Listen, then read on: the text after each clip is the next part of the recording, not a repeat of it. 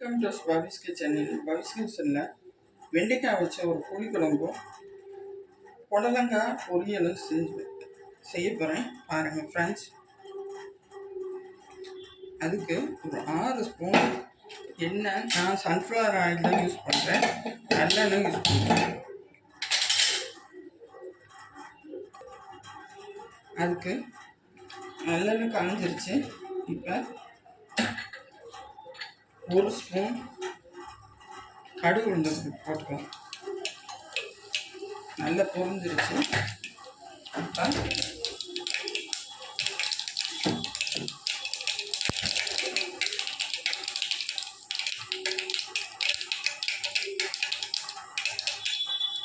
கொஞ்சோண்டு கருவேப்பிலை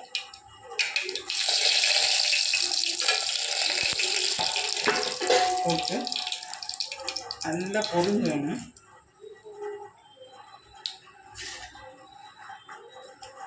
ரவுண்ட் ரவுண்டாக வெட்டி வச்சுருக்கேன். வெங்காயம் அது நல்லா நிறம் மாறுற வரைக்கும் வதக்கணும். நல்லா வதங்கிடுச்சு. இந்த ஸ்டேஜில் வெண்டைக்காய் சின்னதாக கட் பண்ணி வச்சுருக்கிற வெண்டைக்காய் வச்சுருக்கேன்.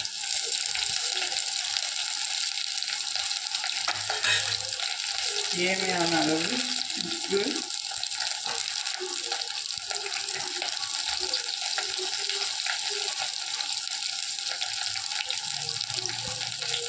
அரை ஸ்பூன்லேருந்து 1 ஸ்பூன் அளவுக்கு குழம்பு சீலையே இருக்கட்டும். நல்லா மசால் வெண்டைக்காயில் இறங்கும். சிம்லையே போட்டுருங்க. அதுக்குன்னு நம்ம அரைக்கிறதா அரைச்சிட்டு வந்துடும்.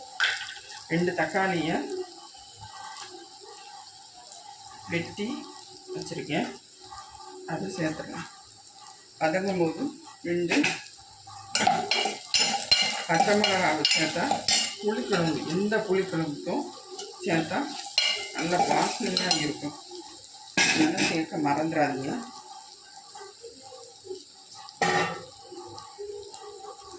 நம்ம வெட்டி வச்சுருக்கிற தக்காளியை அரைச்சி எடுத்துகிட்டு வந்துடுவோம்.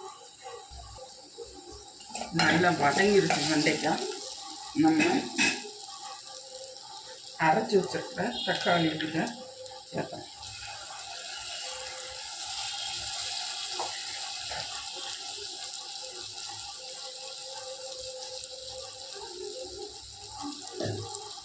தக்காளியை சேர்த்தாச்சு. இப்போ அழுவியும் ஊற்றிடணும்.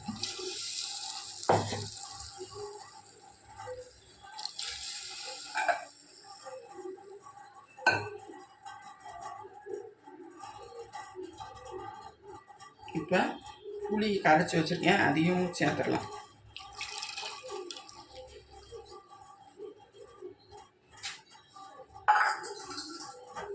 வேணுங்கிற அளவு ஹை ஃப்ளேமில் வச்சுக்கோங்க.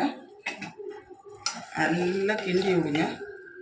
வேணுங்கிற அளவுக்கு தண்ணியை சேர்த்துட்டு மூடி குடிக்கட்டும். அதுக்குன்னு நம்ம புடலங்காய் பொரியல் எப்படி செய்யலான்னு பார்த்துக்கலாம். இந்த சைடு குழம்பு கொதிச்சிக்கிட்டு இருக்கு. அதுக்குன்னு நம்ம புடலங்காய் வச்சு ஒரு பொரியல் செஞ்சிடலாம். யூஸ்வலாக எல்லாருக்கும் தெரிஞ்சது தான், அதனால் டிஃப்ரெண்ட்டாக நான் செய்யலாம்.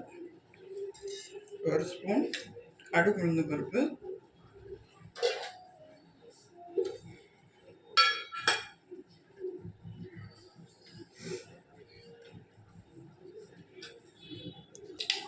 கடுகு உளுந்து பருப்பு நல்லா பொரிஞ்சிச்சு. இப்போ கருவேப்பிலை சேர்த்துக்கலாம்.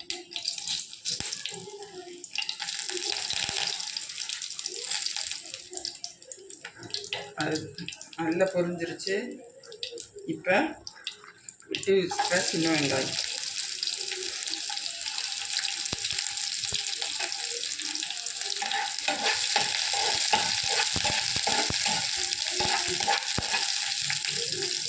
நல்ல வெங்காயம் நிறம் மாறி வருது.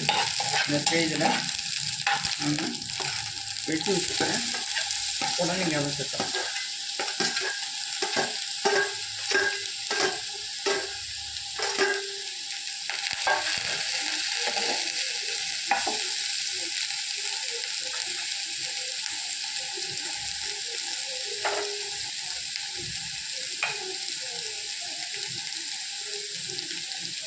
அரை ஸ்பூன் உப்பு,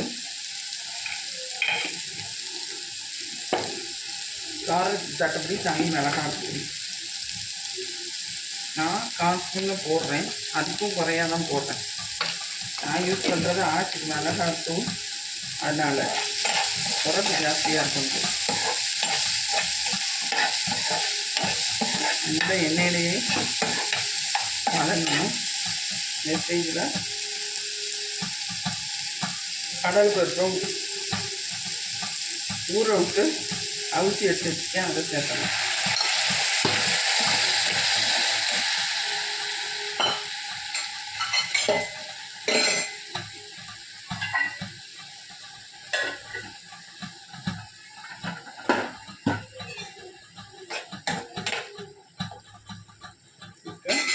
நல்லா கொதிக்க ஆரம்பிச்சிருச்சு.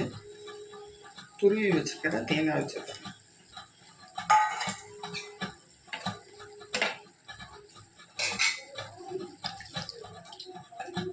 ஏற்கனவே புடலங்காய் நீர் விடுறதுனால நான் கம்மியாக ஊற்றிருக்கேன். அதிகமாக ஊற்றினா ரொம்ப நேரம் ஆகும் குக்காக, திருப்பி ஒரு மாதிரி ஆகிடும்.